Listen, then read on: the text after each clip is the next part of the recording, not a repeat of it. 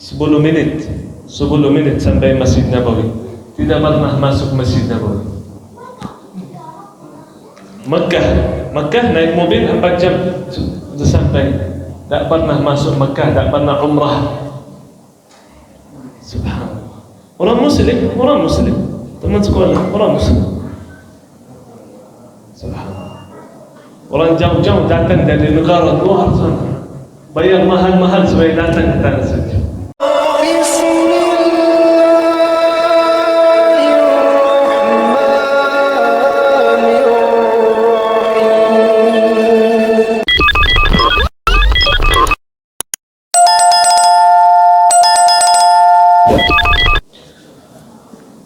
تبارك الذي جعل في السماء بروجا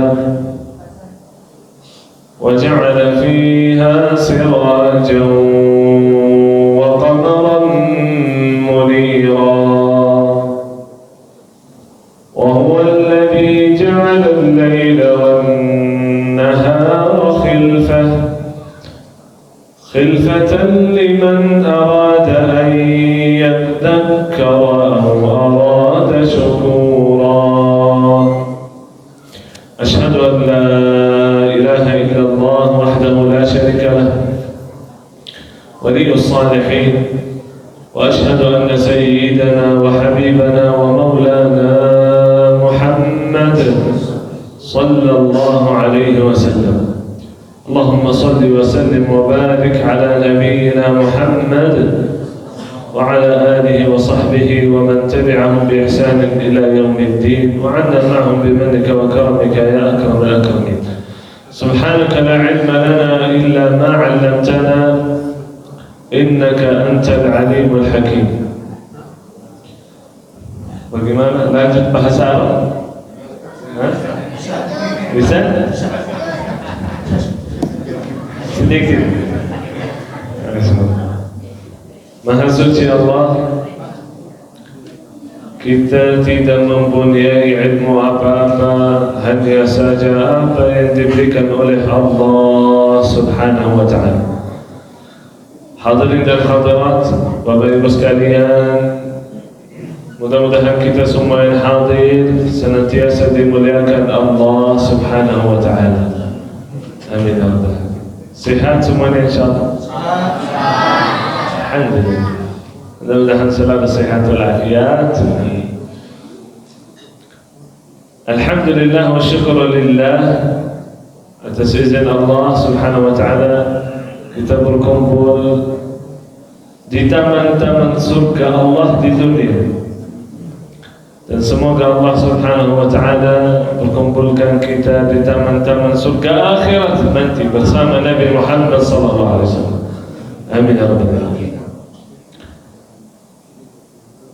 Allah Subhanahu wa ta'ala kalau mempertemukan pada malam ini, memberikan kemudahan, memudahkan langkah kita datang ke masjid, duduk di majelis ilmu, itu berarti Allah Subhanahu wa ta'ala masih cinta, masih sayang sama kita. Allah ingin kita bertambah nikmat, bertambah kebaikan, bertambah amal soleh, dekatkan dirinya kepada Allah Subhanahu wa ta'ala. Dan nikmat hidup, bagaimana orang bisa nikmat hidup di dunia ini? Kalau bersama Allah. Kalau jauh dari Allah, sering kita dengar cerita orang bunuh diri. Orang yang jauh dari Allah. Orang yang jauh dari Allah, kita melihat dia berlimpah kepada binatang. Salah satu guru pergi dakwah di satu negara, jalanannya macet, berjam-jam macet. Kok kenapa begitu macet? Dia bertanya kenapa macet. Ternyata ada sapi di jalan. Tak ada yang berani satu pun menggiring, gesek galakkan. Kenapa? Tuhan mereka sapi. Na'udzubillah. Allah menghina mereka bagaimana? Ada orang berlimpah kepada tikus. Ada orang Tikus itu Tuhan dia. Subhanallah. Tapi kita, saking Allah Subhanahu wa ta'ala cinta kepada kita, kita berlembah kepada Allah Subhanahu wa ta'ala, dan itu memuliakan kita. Saat kita beribadah, Allah Subhanahu wa ta'ala berfirman, "Lau kana fihima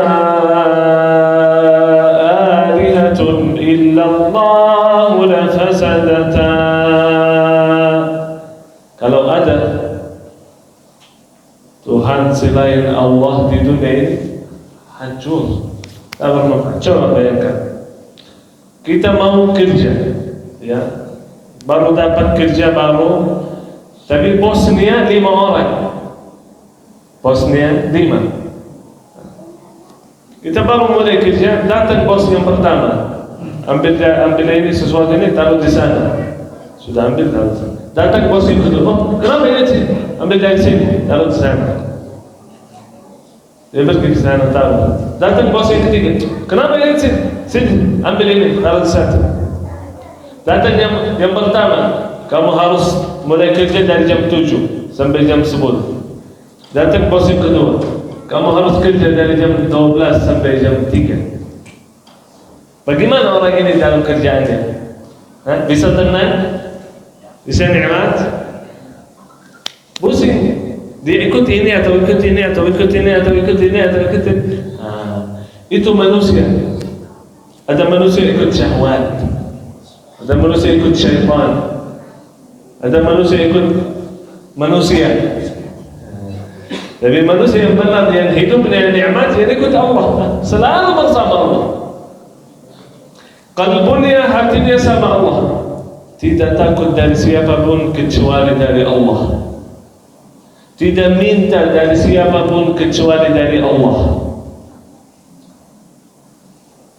Saat Khalid ibn al-Walid radhiyallahu anhu, saat perang, para sahabat sedikit, hampir 3.000.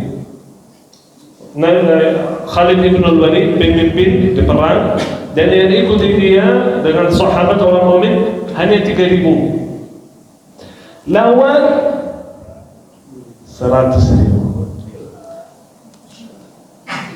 Kata salah satu orang yang dari satu para sahabat, dia bilang, "Ya Khalid, wahai Khalid, kita sedikit, mereka banyak.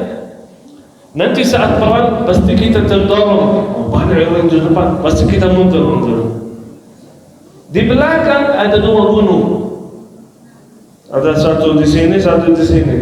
Orang ini bertanya, kalau kita mundur terus, kita mundur kepada gunung yang mana? Alasan, kalau sudah mundur, di belakangnya gunung, tidak bisa mundur lagi, berarti lawan sampai meninggal. Mereka bertanya, kita mundur ke sana atau ke sini? Apa kata Khalid? Kita tidak mundur ke gunung ini, tidak mundur ke gunung itu, tapi mundur kepada Allah, menjadikan Allah yang belakang, Allah yang mendorong mereka, Allah yang menjaga mereka, Allah yang membantu mereka. Hatinya sama Allah. Salah satu orang masuk masjid di tengah malam, doa, nangis. Satu orang lagi, orang kaya, mau tidur di rumahnya, datang seseorang dalam mimpinya, bangun, bantu hamba Allah yang sedang butuh. Dia kaget terbangun, ini kenapa ini? Jin ini atau apa? Tidur lagi. Datang lagi orang dalam mimpinya, ada yang bilang malaikat, ada yang bilang cahaya, ada yang bilang oh. Dia bangunin lagi, bantu hamba Allah yang sedang butuh. Terbangun, ini kenapa ini? Aduh, tak bisa tidur ini. Coba lagi tidur lagi. Datang lagi seseorang dalam mimpinya, bantu hamba Allah yang sedang butuh. Dia bangun, oh ini kayaknya tak bisa tidur. Harus saya cari ini siapa yang sedang butuh. Keluar dari rumah dia, tidak dikasih tahu mana orangnya. Jadi dia keluar, tak tahu kemana, keluar aja cari di tengah malam. berjalan terus di kota, lewat satu masjid. Dia dengar suara orang nangis dalam masjid. Masuk masjid, ada satu orang lagi salat nangis. Datang dia salat, Assalamualaikum warahmatullahi wabarakatuh. Kayaknya Bapak ini yang menjadikan saya bangun terus, tidak bisa tidur. Gara-gara apa-apa itu. Kayaknya antum orang saleh, pasti Bapak itu orang saleh. Dia nangis minta dari Allah, Allah subhanahu wa ta'ala bangunkan orang ini sampai datang ke tempat ini. Dia kasih uang banyak. Ini uang dari saya, hadiah, selesaikan hajatnya. Dan nanti kapan saja anda butuh sesuatu, jangan kesana ke situ. Itu rumah saya, dia kasih tahu alamat. Itu rumah saya. Datang ke rumah saya, langsung saya bantu. Kata orang itu, Astaghfirullah, aku yang cari rumah Bapak, berarti aku nanti ke depan tidak meminta dari Allah, tapi meminta dari Anda. Itu syirik. Kalau saya butuh sesuatu, oh, orang itu bisa bantu saya. Enggak, sebenarnya bukan orang itu, Allah yang menggerakkan kalbunya. Kalau saya terikat kalbu saya dengan manusia, oh, ini yang bisa bantu saya, oh, ini yang bisa kasih saya uang. Rezeki saya di tangan orang itu. Itu syirik. Tapi syirik yang kecil. Aku tak mau. Aku hanya masuk masjid, salat, nangis. Bapak yang datang ke saya. Bukan saya cari mana rumah ini, ketak pintunya, meremehkan dirinya. Saya masuk masjid, salat. Dia datang, semua urusan datang kepada dia. Itu orang yang punya keyakinan dalam qalbu. Banyak sekali ceritanya. Orang saleh tidak minta dari sana situ. Taruh sejadahnya, Allahu Akbar, semua datang. Qalbunya sama Allah, yakin dia 100%. Hanya Allah subhanahu wa ta'ala maha kuasa. Banyak orang kerja keras, tidak ada duit. Banyak orang tidak kerja, sebelum dia lahir sudah orang kaya. Lahir, oh keluarga dia orang kaya. Siapa yang memberi rezeki bagi dia? Ada orang lahir di zaman Nabi sallallahu alaihi wasallam. Lihat mukjizat Nabi. Cinta dengan Nabi, bantu dakwah. Rasulullah dakwah, dia bantu, dampingi, menjaga. Tapi tidak dapat hidayah, meninggal kafir. Tahu siapa? Abu Talib, paman kesayangan Nabi. Cinta, bantu, tahu mukjizat, lihat. Dia percaya Nabi adalah utusan Allah. Dia yakin. Tapi tidak ikuti. Tapi kita yang tidak melihat Nabi, tidak melihat mukjizat Nabi, tidak melihat akhlak Nabi, tidak melihat sahabat Nabi, kita mendapat hidayah. Kenapa? Allah yang memberi. Hidayah diberi oleh Allah, keturunan diberi oleh Allah, rezeki diberi oleh Allah, ibadah pun diberikan oleh Allah SWT. Orang yang mampu datang ke masjid salat bukan karena dia muslim atau karena dia sehat atau rumahnya dekat dari masjid.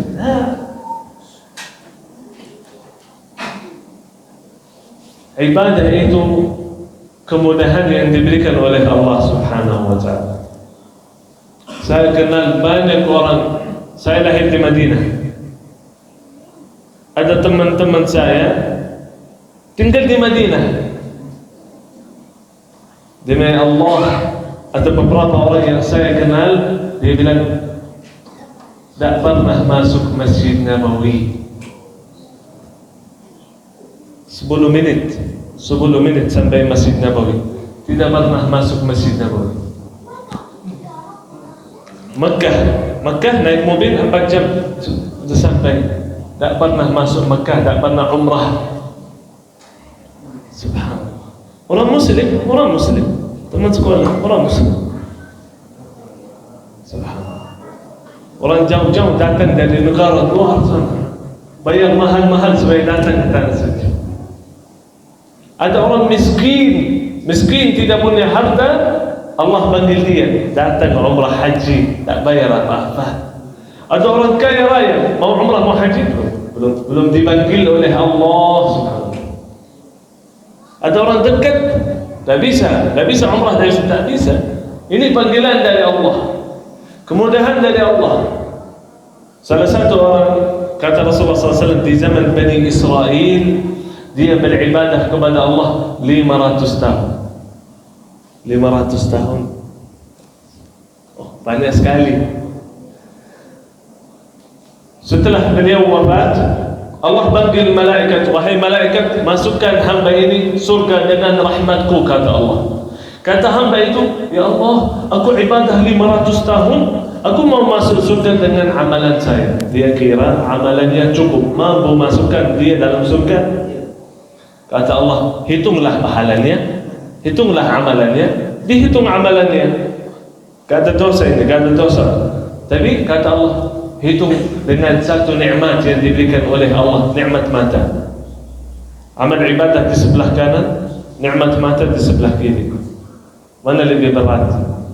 Nikmat mata. Kata malaikat, nikmat mata lebih berat. Belum lagi nikmat mulut, belum lagi nikmat kemudahan bisa gerakan mulutnya berzikir kepada Allah Subhanahu wa taala. Belum lagi nikmat orang ibadah 500 tahun. Tidak bosan, tidak capek. Itu kemudahan dari Allah. Ada orang ibadah sebentar saja sudah capek. Puasa sebentar, oh lapar. Ada orang puasa tidak lapar. Uthman bin Affan radhiyallahu anhu salat tarawih, satu rakaat tahu baca berapa juz? 30 juz. 30 juz satu rakaat.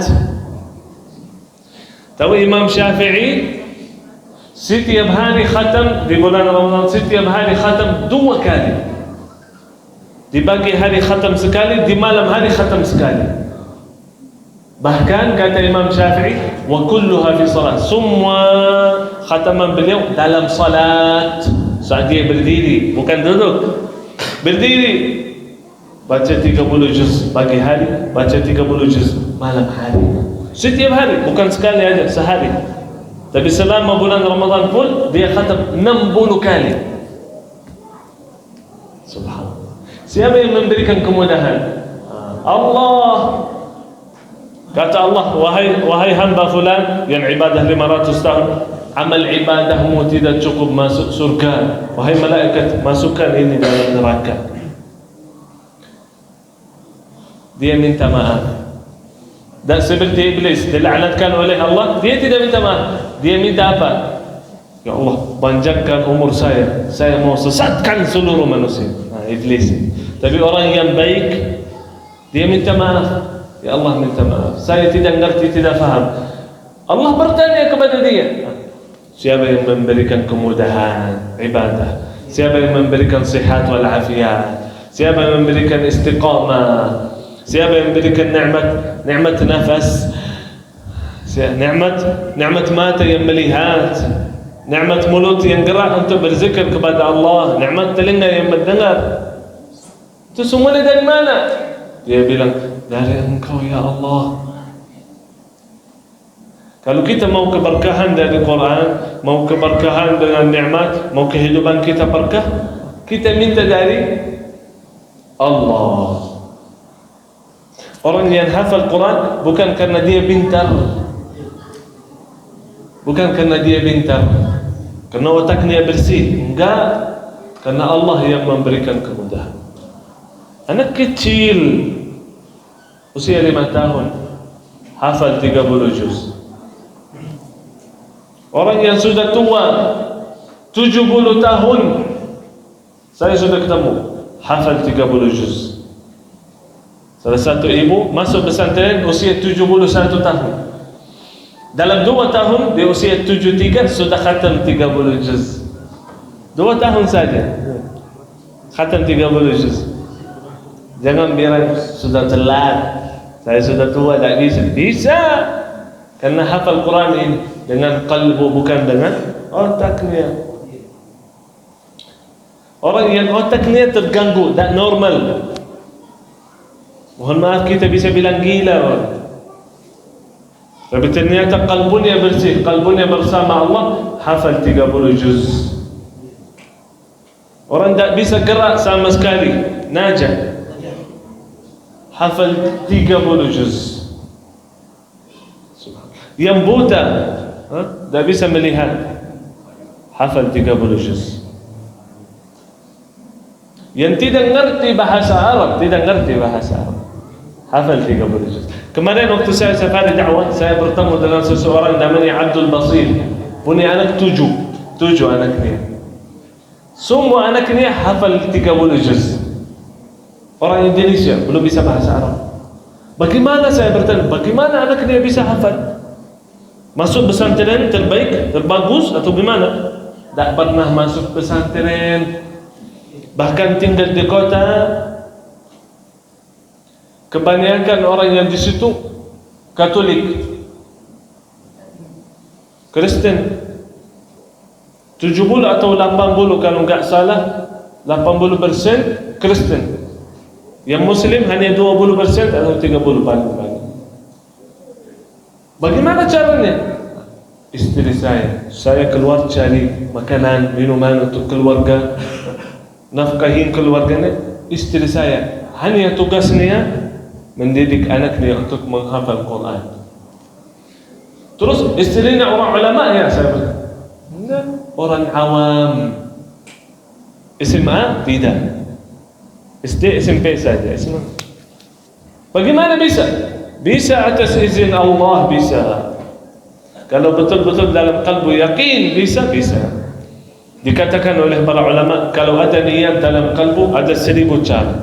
Banyak cara. Kalau ini enggak bisa begini, enggak bisa begini, coba begini, coba sampai bisa, pasti akhirnya bisa. Kalau tidak ada niat, ada 1000 alasan. Baru baca, ngantuk, ya udah nanti aja, tutup Quran, tak jadi baca. Mau salat, capek, nanti aja, tak jadi lagi salat. Mau puasa, lapar, tak jadi lagi. Gitu kita. Kalau niatnya tak tulus, ya banyak alasan. Nanti masih muda. Nanti kalau sudah tua baru saya masuk masjid salat. Islam datang supaya kita mendapat kemudahan dalam kehidupan.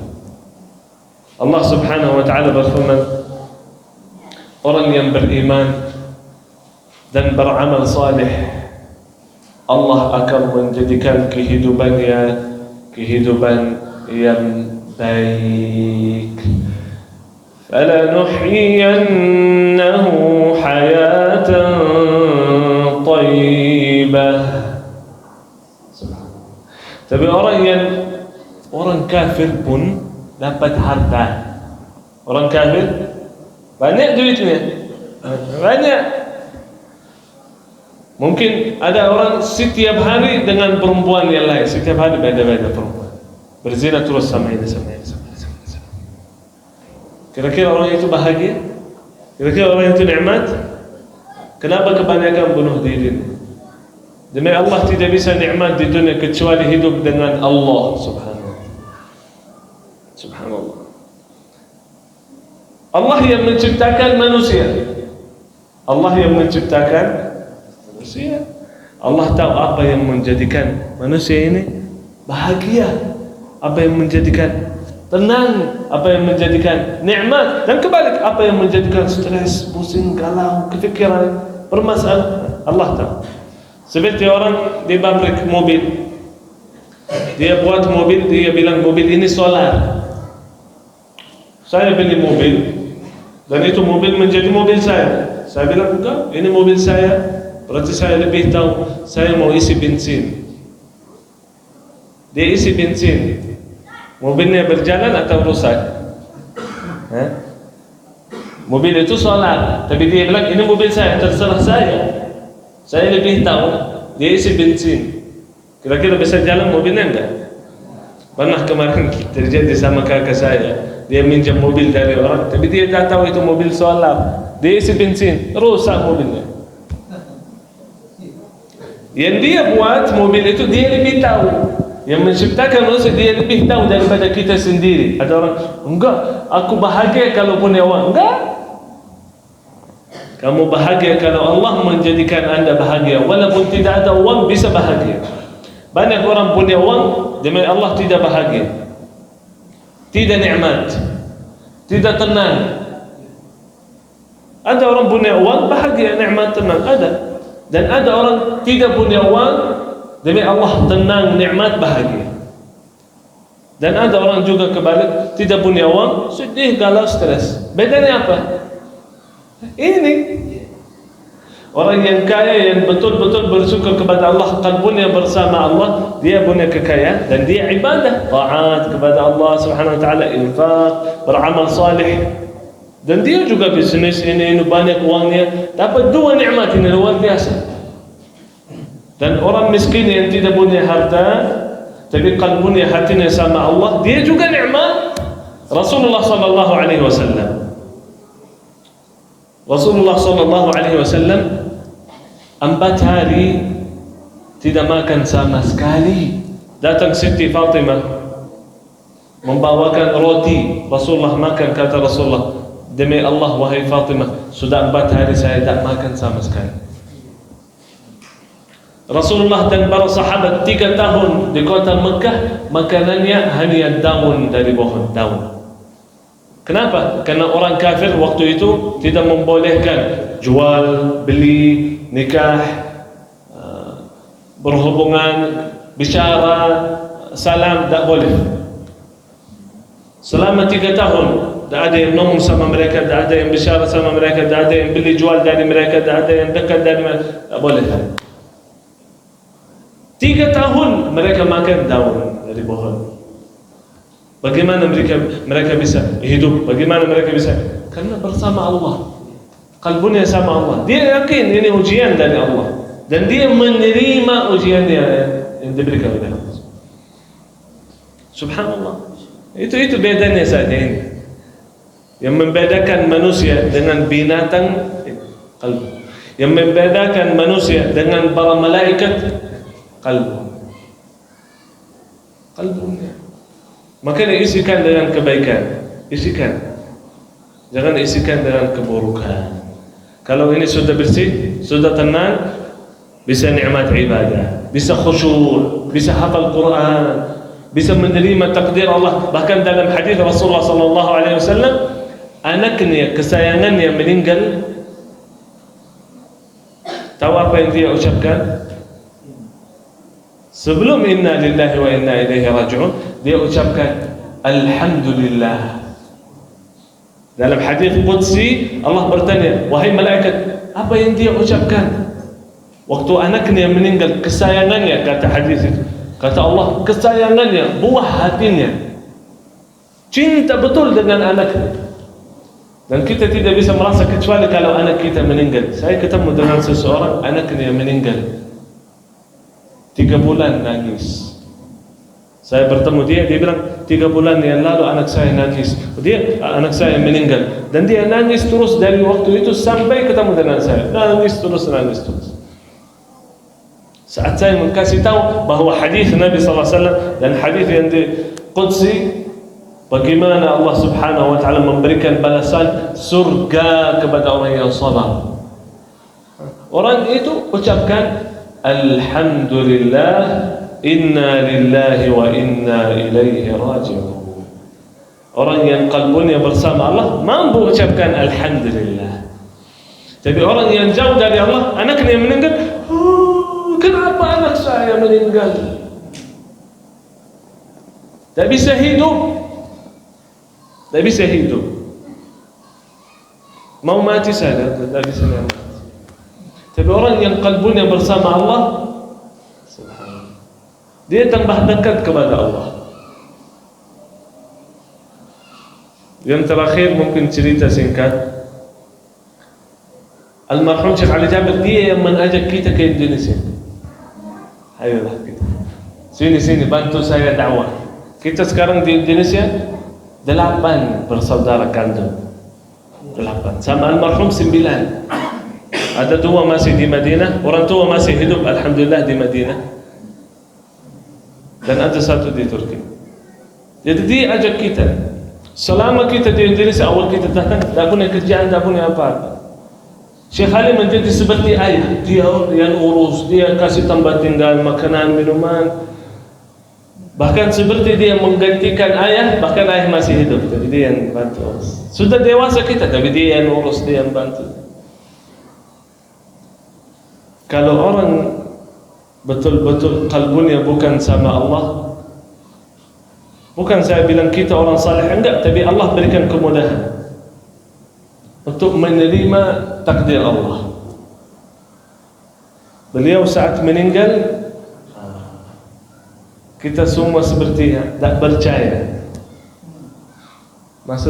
Karena rumah sakit sebenarnya telepon, Syekh Ali sudah sembuh, awalnya dia sakit COVID, sudah sembuh, boleh sekarang datang jenguk, lihat, boleh. Sudah kita mau ke sana, telepon lagi, oh sudah wafat, sudah meninggal. Tapi alhamdulillah kita menerima takdir Allah Subhanahu wa taala. Dan setelah beliau meninggal, kita melanjutkan. Ini kemudahan dari Allah Subhanahu wa taala. Seperti Rasulullah SAW waktu meninggal, ada orang saudaranya yang meninggal, dia jauh dari Allah. Ada orang tuanya yang meninggal, dia tambah jauh dari Allah. Kenapa orang tua saya yang meninggal? Kenapa anak saya yang meninggal? Dia jauh, tapi kita tambah dekat. Alhamdulillah. Rasulullah meninggal, para sahabat kebanyakan tidak menerima. Oh, tidak mungkin Rasulullah. Umar bin Khattab berdiri, bawa pedangnya, yang bilang Rasulullah meninggal, saya potong lehernya.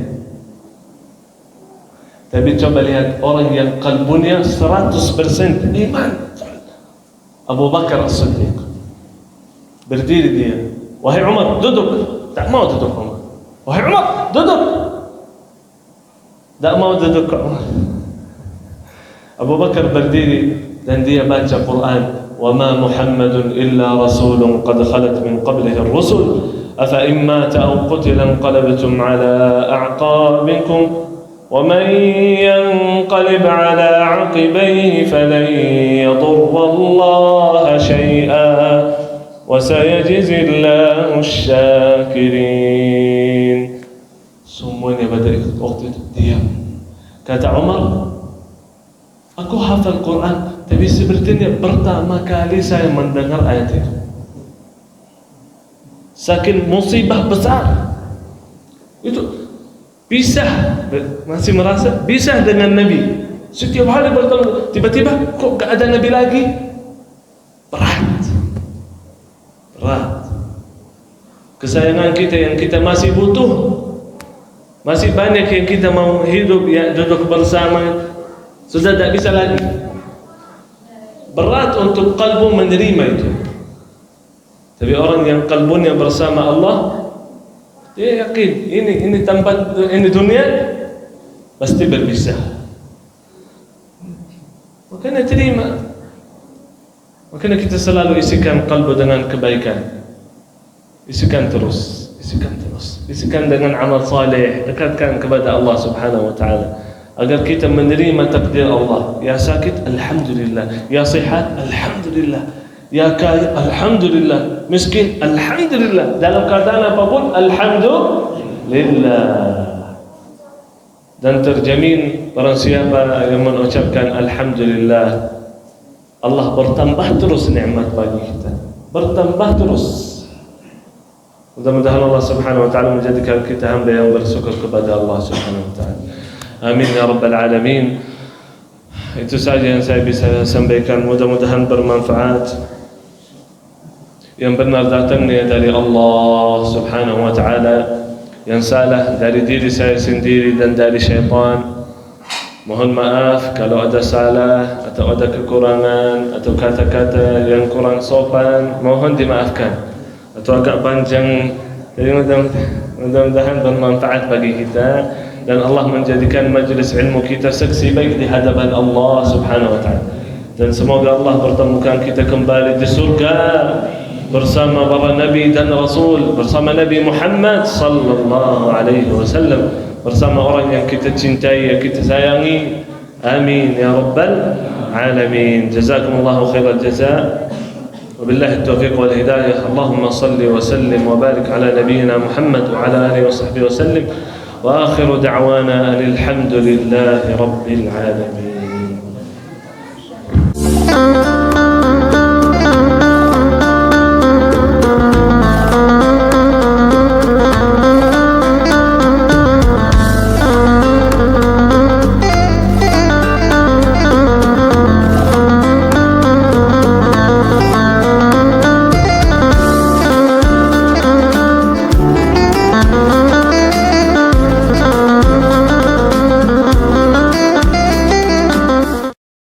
Syiar Riau TV.